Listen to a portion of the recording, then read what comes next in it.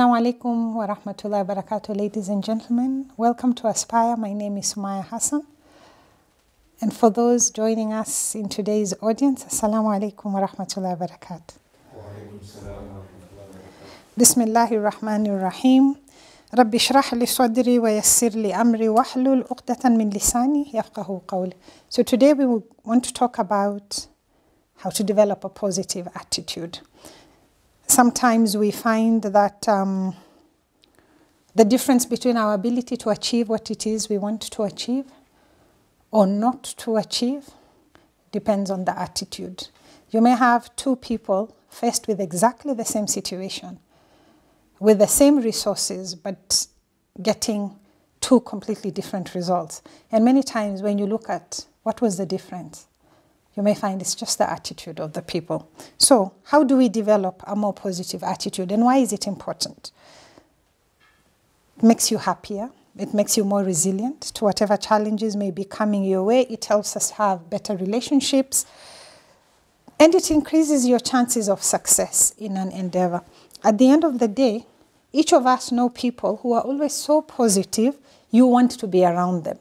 When you're around them, you just feel energized. You know, if I look for so-and-so, even if I spend just 5 minutes, I'll come out of there feeling recharged because they're always so positive. And there are certain people who always are so negative, they drain you. Even if you are having a really good day, you come across these people, you come out of there completely drained. So how can we be those people who are so positive that we charge not only ourselves but also those around us with positive vibes, and avoid being those people who are draining and toxic to other people? There are many ways of doing that.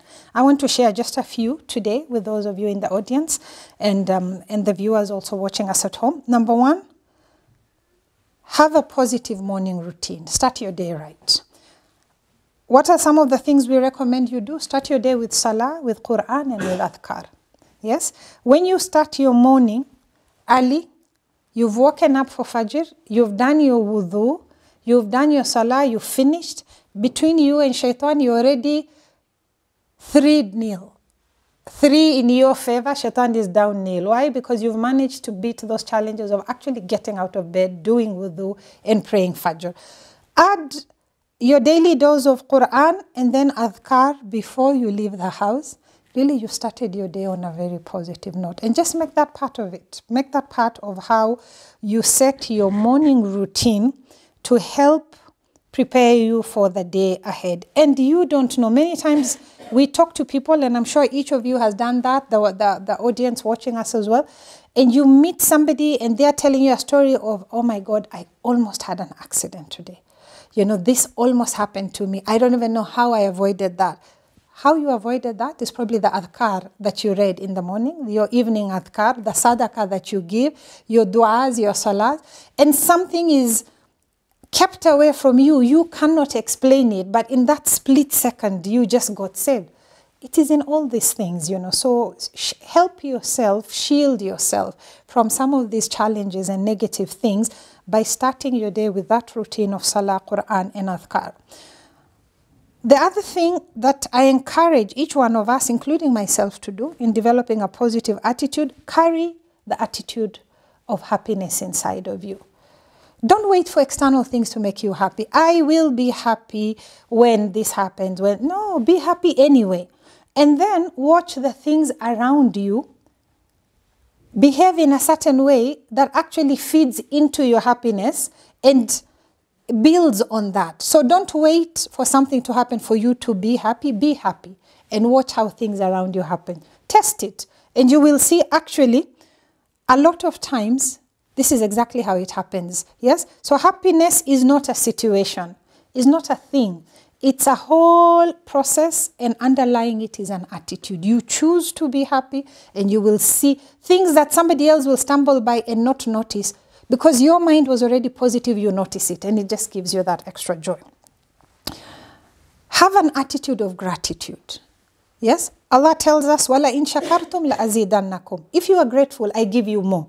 And this is, so it is in life. The people who, it is natural for human beings, the person who is always thanking you, oh, thank you so much for assisting me with, my homework. Thank you so much for, lending me your your book, think whatever it is, somebody wants to do more for you, because that is how we are. When somebody appreciates what you've done, you want to do more for them. And Allah tells us, if you are grateful, I will give you more. But don't wait for big things to be grateful. Be grateful with the small things. Don't say, I'll be happy when I get married. When I graduate, I'll be happy. When I have children, I'll be happy. When I become a billionaire, I'll be... How many times in your life are you going to do this? Yes? You don't set out to get married many times. So do you intend to be happy only once in your life? No. So don't wait for the big things. Be very happy at the small things. Life is a series of tiny victories and simple pleasures. If you can take joy in that, in the smile of a child, in a beautiful flower, in a beautiful painting, in the joy that you are alive and you can breathe. There are people in hospital right now on ventilators. You can sit here and breathe without the aid of those machines. Alhamdulillah, be happy.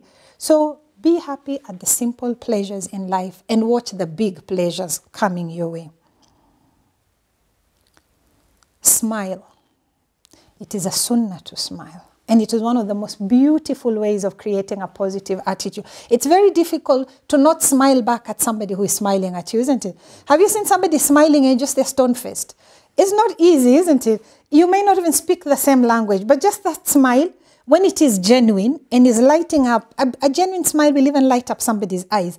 Automatically, you'll respond with a smile, So smile. And spread some cheer around you. What does it cost you? And sometimes you smile at the thought of a beautiful memory that you had. You just sit and you smile.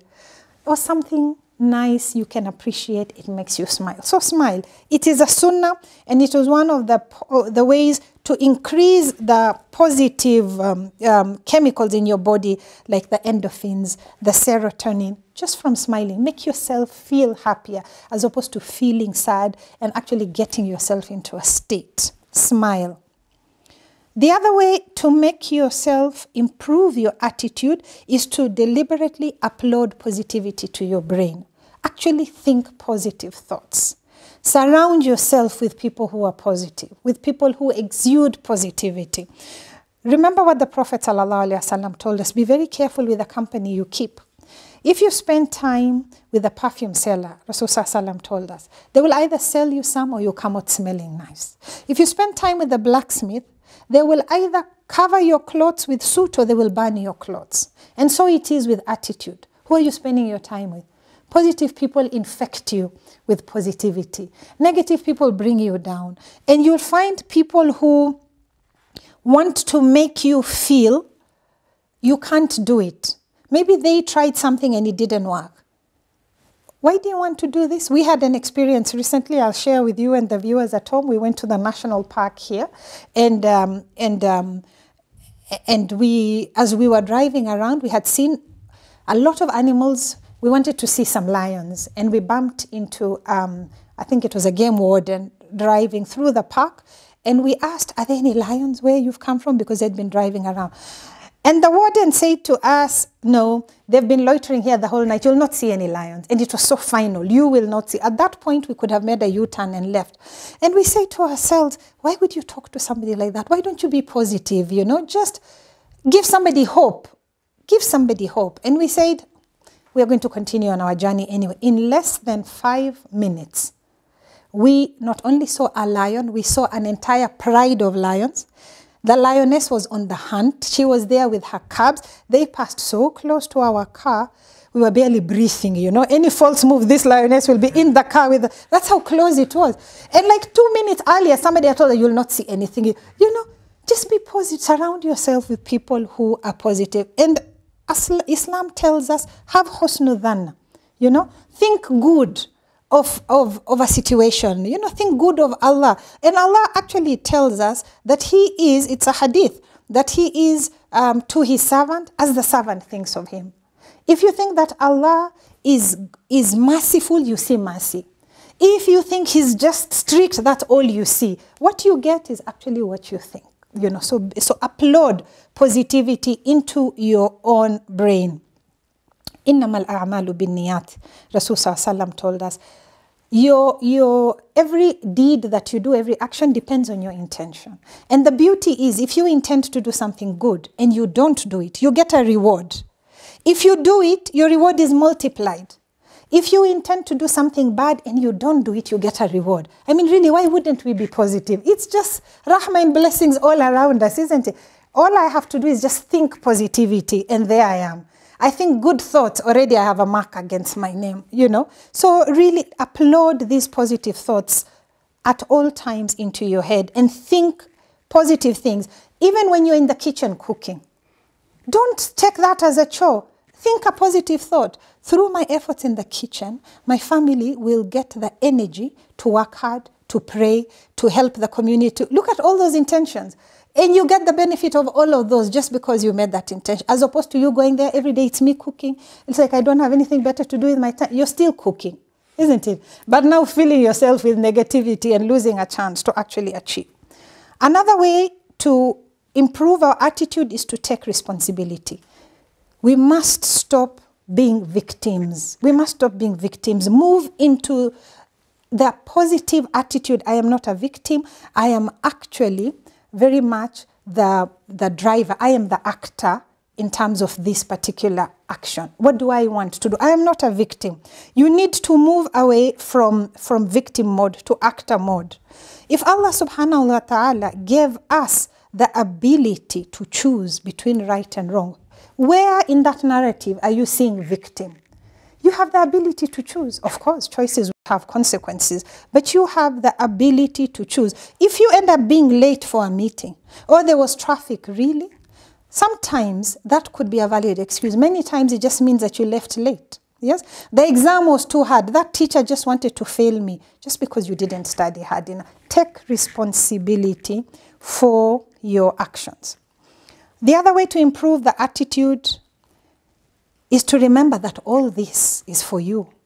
All this is for you. Allah subhanahu wa ta'ala has actually subjected the world and everything in it for you. You have the power to command the skies, which is why we have things flying all over, isn't it? We have managed to command the skies. Now we are talking about floating cars. You have the power to command the seas. That is why you have submarines. You can survive in the desert. You can survive on top of the mountain full of ice. All these have been subjected for our use. So can you imagine that type of a situation? And then you think to yourself, all this is for me. So when something happens, instead of you thinking, why is this happening to me? The first thing you should do is say, Alhamdulillah. And then you ask yourself, what am I supposed to learn from this? What is the learning here? How can I build on this? What is the opportunity that is being presented in front of me? Don't go into this state of thinking, why is this happening to me? No. Why is this happening for me? There's something in there for you. You need to figure out what it is, but first you have to have the right attitude. You have to have the right attitude. Be proactive. If you want to have a positive attitude, be proactive. Don't let things and people influence you. You're just going to be like a flag, you know. Today, things are going like this. You're swayed this way. Tomorrow, be proactive. Regardless of what is going on around you, carry your own sunshine. The Prophet ﷺ told us that the amazing thing about a believer, everything is khair. If something good happens to a believer, the believer is grateful, and that is khair. If something bad happens to a believer, the believer is patient, and that is khair. It is always khair. Always khair. And with that type of attitude, why wouldn't you be proactive? Whatever is coming your way is good for you. Alhamdulillah. That should be where you are at as a believer. Everything is alhamdulillah. What can I learn from this? Why is this happening for me? There's a lesson in there that you are supposed to learn to help you move forward. Change your thoughts. If you want to have a positive attitude, you need to think positive attitude. You need to think positive thoughts. You need to there is no way you can have a bottle, you fill it with junk, and then when you pour it out, perfume is coming out. Does that happen? No, junk in, junk out. That's how it happens. Rubbish in, rubbish out. So you choose what you're filling yourself with. You put good things inside you, good things will come out. You put rubbish inside you, why would you be surprised that the only thing you're giving to the world is rubbish? Yes? Another thing that we can do to improve our attitude is to have a purpose. Be very clear on what your purpose is. Our overall purpose, we know as Muslims, is to worship.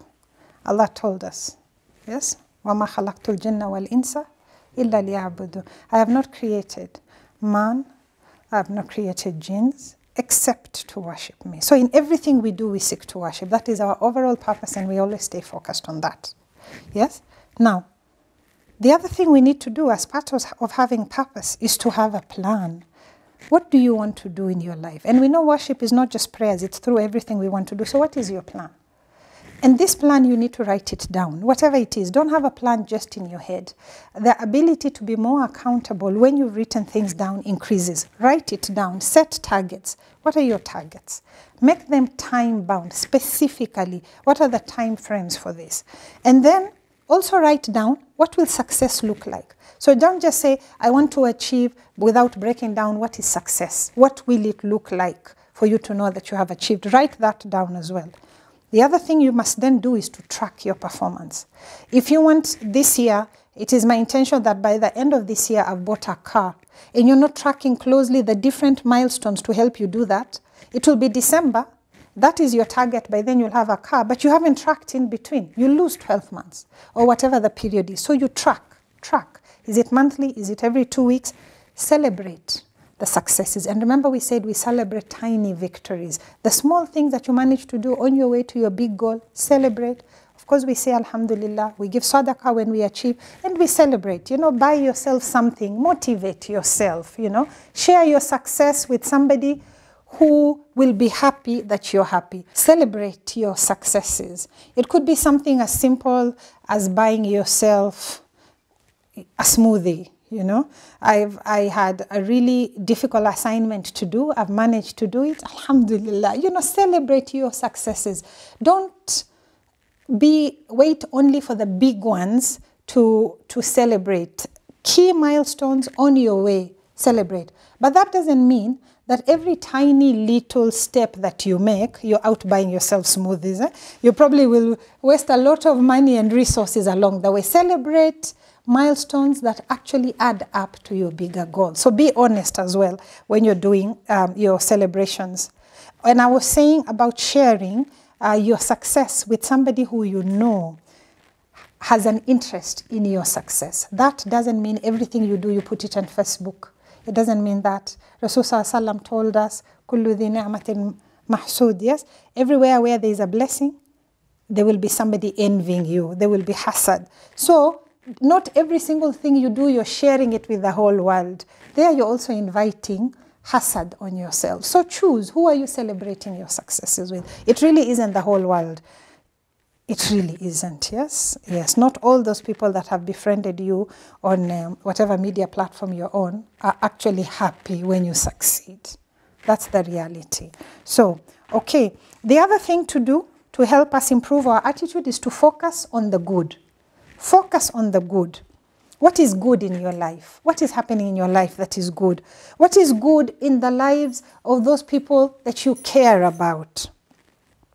And be very deliberate in thanking Allah for specific good that is happening in your life. Also, one positive attitude booster I want to encourage all of us to adopt is to thank the people in your life for the good things they are doing in your life. We don't do that enough. Thank your parents, thank your spouse, thank your children, thank your siblings, and be specific. Don't say, oh, you know, I just want to thank you for everything, for being such a good sister. Yeah. Okay, what did they do? Specifically, something that somebody did that made you very happy. Thank them specifically. It makes the person feel good. It also makes them appreciate what it is that they have done. And so-and-so really likes it when I do this. So develop an attitude of thanking people for the good. And while you do that, while you build yourself into that practice, actually write it down. Make a little list. You know, what is good in my life? A, B, C, D. What is good? What is so-and-so doing that is good, that I'm so happy? A, B. Write it down. You will be surprised at how your list, your gratitude list grows when you deliberately apply your mind to writing things down and to thanking people for the good in your life. At the same time, part of helping us to improve our attitude is to keep it real. We must stop expecting life to always be easy. If you do, you're setting yourself up for failure and for huge disappointment, and that's just not how life is. It will not always be smooth. That is the reality. And this is a guarantee that Allah subhanahu wa ta'ala has given us in the Quran. He told us very clearly, وَلَنَبْلُوَنَّكُمْ بِشَيْءٍ مِنَ الْخَوْفِ وَالْجُوعِ. I will test you. I will. Yes? In fact, he probably said, I shall test you. You will have sickness. You will lose something. It may be somebody you will lose. There will be something in your life that Allah has guaranteed He will test you with. It's coming. So don't expect life to always be easy. What you should be doing is understanding that like gold, all those challenges are just cleaning you. They're making you cleaner. They're making you purer. They are empowering you for a bigger position. They're empowering you to do more in your life. But don't sit there expecting that it will all be hunky-dory throughout. It will not. Have a positive attitude even to the tough times that will come your way. The other thing to do to help us improve our attitude, keep up your enthusiasm. Be enthusiastic. You're alive. You know, you can walk by yourself. Even if you can't, you can think. You always have something that can make you enthusiastic and give you that fantastic boost. Give yourself the boost. Just be enthusiastic, be happy, be energized until somebody is asking you, hey, you know, are you always like on rechargeable batteries or, you know, you're always so, yes, I am, so what, you know? Be positive and energized. And remember, I mean, I say this on a light note, but the message is serious. Just think of your alternatives. Why wouldn't you be enthusiastic? I mean, there you are. You can think, you can walk, you can feel, you have people who love you, you have a focus in life, What if? Have you ever asked yourself, it's a strange question, but I want you to think about it. Ask yourself, what if you had been created as an onion? Have you ever thought about that? Really? You know, the God who created onions is the same God who created you. Am I right? You could very easily have been created as an onion. Yeah? Right now you've been some kachumbari somewhere, isn't it? Waiting to go into somebody's stomach and wherever else you land after that. But you weren't. You were created as you with the ability to think and talk and plan. And why wouldn't you be enthusiastic? Things are not happening to you. They're happening for you. You're not like that rock that just sits somewhere. You know? You can fly higher than the birds. That's just what is available to you. So be enthusiastic. Be enthusiastic. Give up on having an attitude of entitlement. Quit thinking you deserve it. It should happen just because. Life doesn't happen like that. Yes? If life gives you lemons, then you make lemonade. That's what you do. You don't sit there and complain, oh, what I really wanted were oranges. Why have I been given lemons? You make lemonade. And if you have enough lemons, you package your lemonade, you brand it and you sell it and you make some money in the process. That's what you do with the lemons. You can't just sit there looking at the lemons long enough hoping they'll turn into mangoes. They won't. Do something with the lemons. Whatever is thrown your way, make it work. And when you see others succeed, the only thing you're focusing on is the success. You don't see the hard work. You don't see the tears. You don't see the failures. You see somebody who's doing extremely well in their studies. Do you see how many nights that they're spending up studying? No. You're just seeing the Esters thinking, oh, so-and-so is so lucky. You see a master sportsman doing extremely well, and you think, oh, so-and-so is so good. Do you see them practicing and rehearsing even in the rain? Even in the hottest of sunshine? Yes? While you're busy looking for every excuse to relax, they're out there pushing themselves beyond. And when they get to beyond, they push themselves more. You don't see all that. The only thing you see is the success.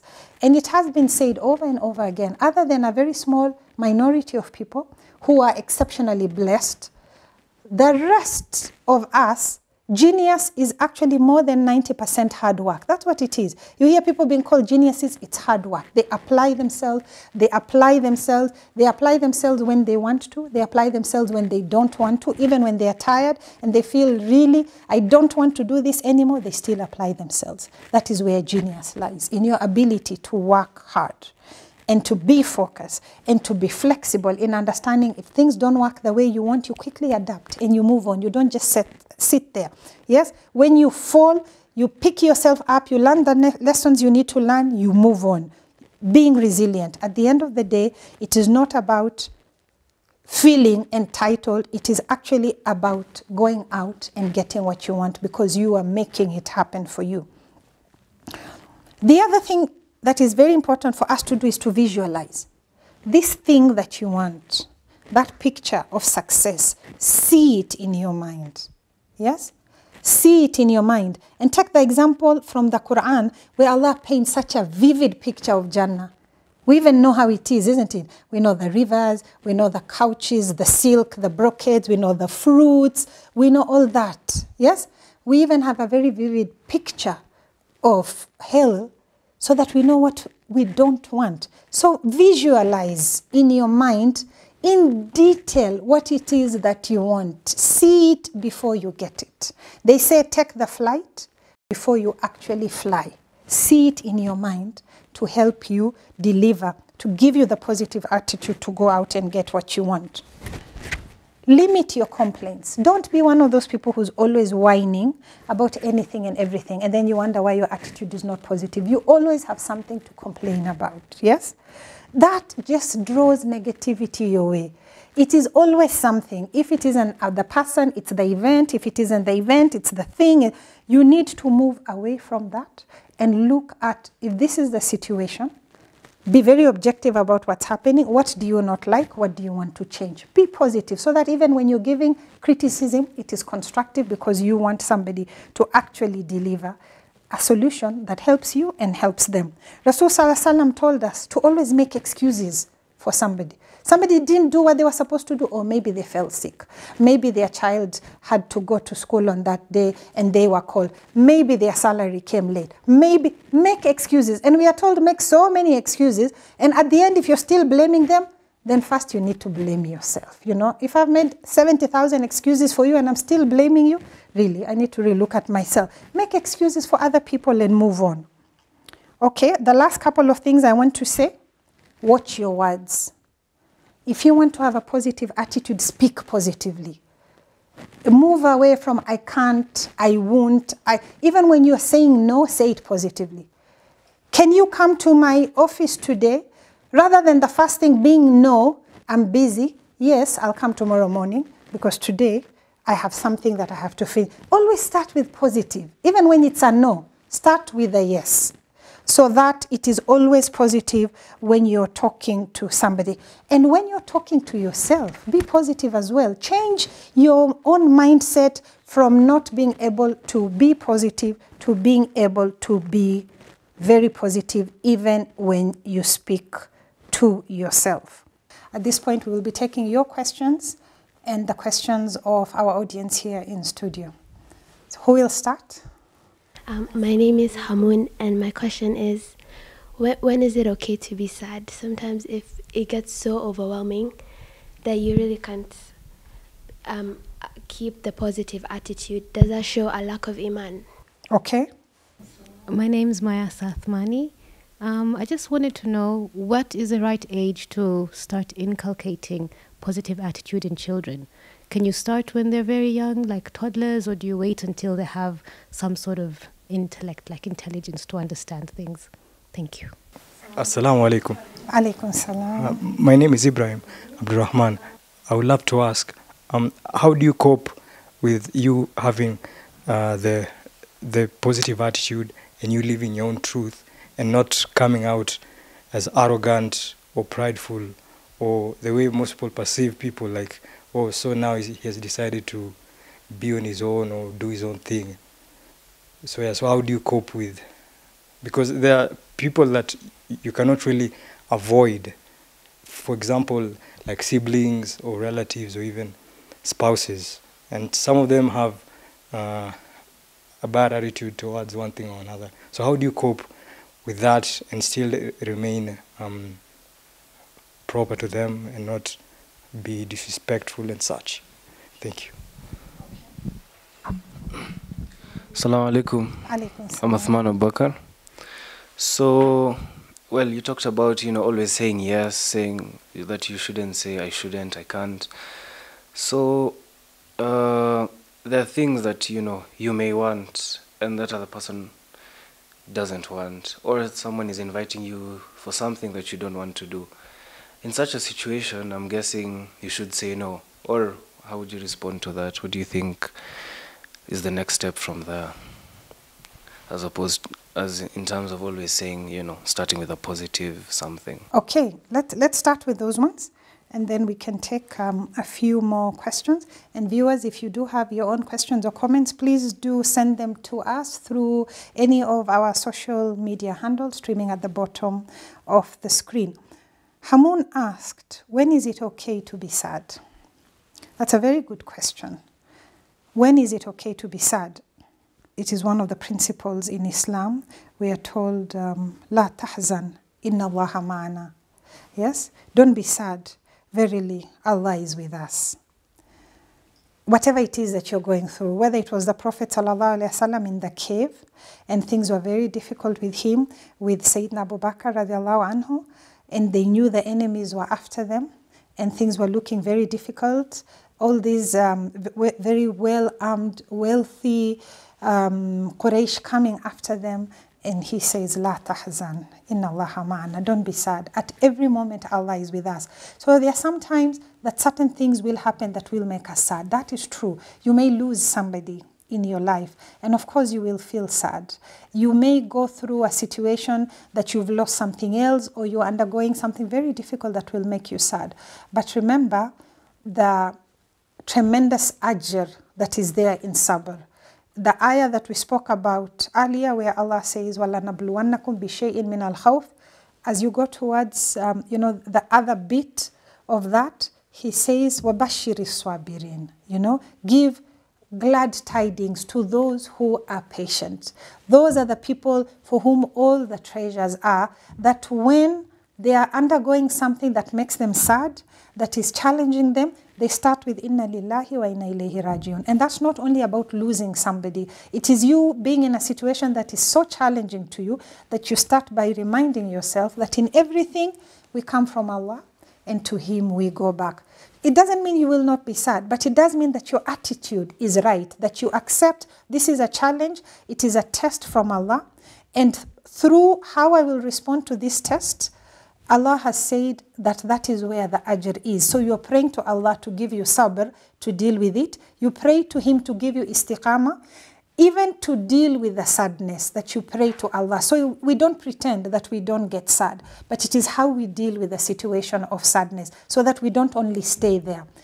It has happened and you're sad. How do you move on from there? Will you just sit there? Or will you be very proactive even then and ask Allah to help you out through? One of the worst things, I think, for a human being, and we pray that none of us go through that and that Allah gives us tawfiq in everything we do, is to go through a challenge, that Allah sends a test your way. Not only are you tested, but then you're punished for how you reacted to the test. That's the worst, because that's a double loss. If it is to be tested, He has tested you anyway. What you want is to get blessings and thawabs from that test. This is what we pray for, that if He does test us, then He gives us the sabr to deal with it, that it may be a source of ajr for us, but not a source of penalty, because that is the real loss. You lose both ways. Mayasa asked, when is the right age to inculcate positive attitude in children? I would say when they're in the womb is the right age. Because the miracle of human life is such that this child in the womb is constantly hearing positivity around. They're hearing you reciting the Quran or listening to the Quran. They're hearing positive words out there. They're hearing you. If they can respond to touch when they're in the womb, when you pat your stomach, you feel the baby responding. The baby will kick. How would you imagine the baby will respond to positive words? So when the baby comes out, this is something that you have established. Even when they're at a very young age, you will see how you deal with the child. The child doesn't have the capacity to talk or to verbalize what they want, but look at their eyes. When you're dealing with a child and they're uncertain, the first thing they do, they look at your eyes. And something in your eyes tells them, it's okay. It's okay, relax. And then they'll go back to playing. Or something in your eyes will make them panic and they realize, no, I'm in trouble here, or there is a problem here, even without you verbalizing anything, or even to a child who cannot speak yet. So that time to start inculcating the positive attitude is right at the beginning. And you will find a child who is used to negativity, listen to how they talk. And you wonder where that is from. So a parent was sharing with us how the 2-year-old daughter one day in the house just came up and started saying, I'm so stressed. The child is 2. How are you stressed? And the mother is thinking, what? Where did you learn this from? Where do you think they learned it from? They had somebody talking about that. And it can't have been once. That child must have been hearing this story enough times to realize this is a thing. And this thing happens when this happens. And the child can now project that in their own life, that they can actually come and declare they are so stressed, you know. Now imagine if you are always speaking positively in there, what is this child picking up and what are they projecting? So the earlier we start, the better, rather than trying to change this later. Very interesting to be able to hear the conversations that are happening in the playground and in school when a parent is not around, because then you really see what the child is projecting from their environment. You know, what are they picking up and what are they bringing? Athman asked, if you ask for something you don't want to do or something that is not in line with your values, essentially, how do you still respond positively? So, again, another very good question. It doesn't mean that being positive all the time and starting out with positive even when you're responding, when you're saying no, means you have to agree to something that is against your values. It doesn't mean that at all. But it means even the way you respond, you can respond in a manner that enlightens the other person. So maybe somebody is asking you to go somewhere where you know it's not right for you to go. So instead of you coming out with, no, why would I go there? What's wrong with you? You know, you come out like that, you can still explain why you will not go, yes, and give them reasons that may make them think, actually, you know what, that's not a good idea for me to go either.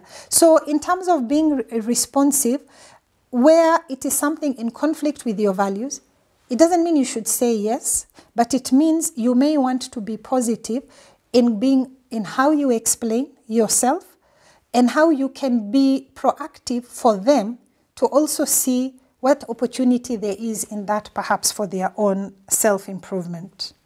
Ibrahim asked, how do you be positive without looking arrogant? And sometimes you could be surrounded by family or friends who, you know, are not positive themselves, and you look like.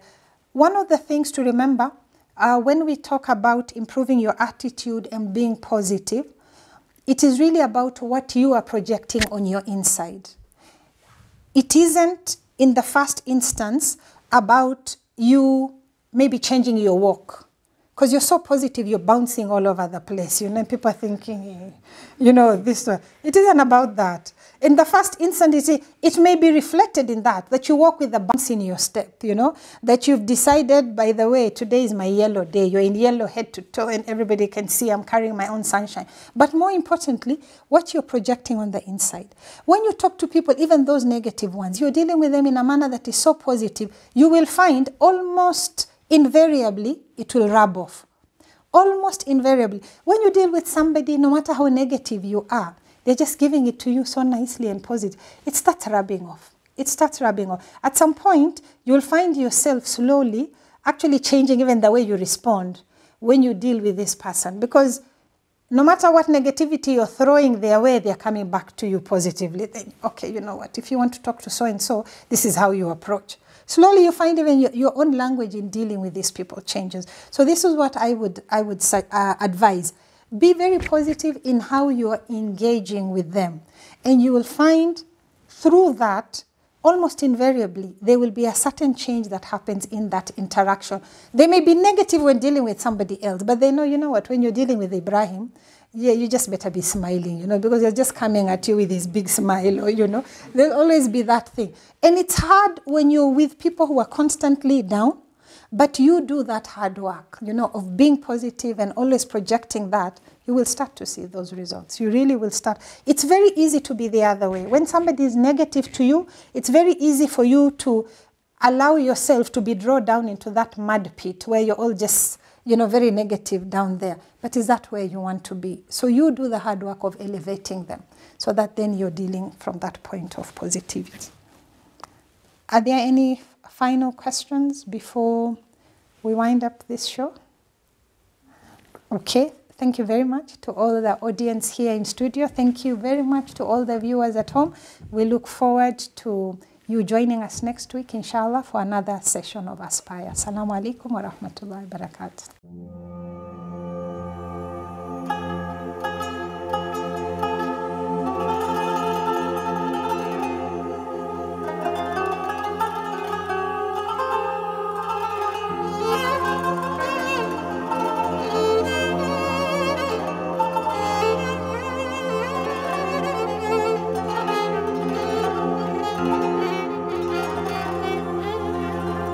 قلبك حنين